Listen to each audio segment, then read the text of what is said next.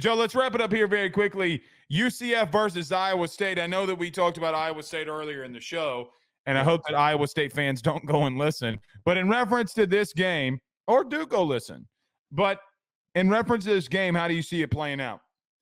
Yeah, I keep coming back to, man, I really think that this Iowa State team is incredibly stellar. And UCF right now, they have been on a really just painful stretch. They got whooped by Colorado. They struggled against Florida, which I didn't think was going to be a close game. And then lastly, this game against Cincinnati was super disappointing. They started Ja'Cory Brown, who's a very young kid at quarterback, who showed some nice positive things. But I think that this UCF team is kind of in it feels like a rebuild mode. You know, they're not in that competitive range that we thought that they were coming into the game. RJ Harvey's a great back, but I think that Iowa State front seven, as I keep referencing and bringing up, Dominic Orange is a future NFL defensive tackle. They are getting after everybody. They're stopping the run. They're producing pressures. They played a freaking great game against West Virginia that a ton of experts were picking West Virginia to get that upset. So, not all the experts. Not on this show. Not on this show. We weren't doing that. I really like this Iowa State team. I think that this is another momentum builder for them to get a big win.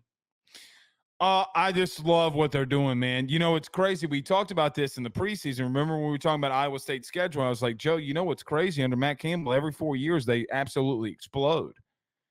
Remember we were talking about how every 4 years they beat Iowa. They just have to go through a 4-year rebuild. This is their rebuild. Now, I still need to see them run the football a little bit more. Show me more of you being a complete team. They've actually not been running it bad. I think they're one of the most underrated wide receiver corps in the country, and I am not underestimating. Noel are fantastic receivers. Yeah, and look, we talked about that in the preseason too. Like, hey, man, that receiving corps can be really good. I'm picking Iowa State here, okay? But I just got to throw one thing in there. When you wear your hat like that, Matt Campbell, at some point you're going to get upset. Okay, so Iowa State fans are going to tune into this, and now you're I'm just saying. Throwing shots. I like Matt Campbell. He seems like a great guy. He's got to fix the way he wears his hat. But other than that, I think Iowa State's here to stay, man. I think they're going to have a good year. They're going to be one of those teams we're talking about, borderline Big 12 champion. You know, how is BYU? What's up with Colorado? I mean, we're going to be continue to talk about them in Kansas State too. I just like them, man. They're a really good football team. They show up every week, and defensively, they haven't been as bad as maybe some thought that they would be early in the season. And I don't think that this is going to be the week that Iowa State, if they were to slip up, that they will. This is, with the situation at quarterback for UCF, just feels like, again, another stackable moment. Texas Tech on the second after a bye week, I think it's going to be a really highly talked about game that we do on this show, because Texas Tech has had a sneaky good season thus far. Shout out the Red Raiders for putting us in their hype video.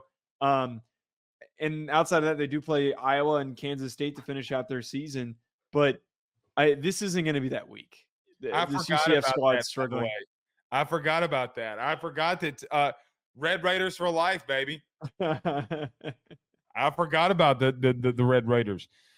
Rocco Becht is completing 66% of his passes, Joe. 10 touchdowns, 3 interceptions, about 1,500 yards passing. One of the better quarterbacks, not only in the Big 12, but in the country, throwing the football around. Man, he's just mature and making right decisions.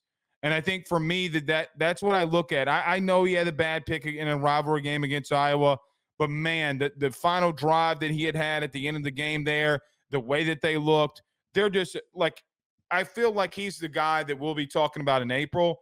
Oh, yeah. Man, you know what? Rocco Becht to the Jets, that's an underrated pick. You know, like I like the kid. I don't know if he's got traits or if he'll ever be like an NFL starter, but I just really not Brock Purdy. He's not Brock Purdy. No, I know that, but I really liked – well, I forgot about Brock Purdy being from Iowa State, but, I mean, regardless, I do like this kid. He does a lot of really good things, man. Absolutely.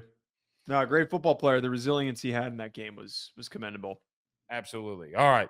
So, hey, Iowa State, don't disappoint us. Matt Campbell, straighten your hat out some. That's how we're going to end the show.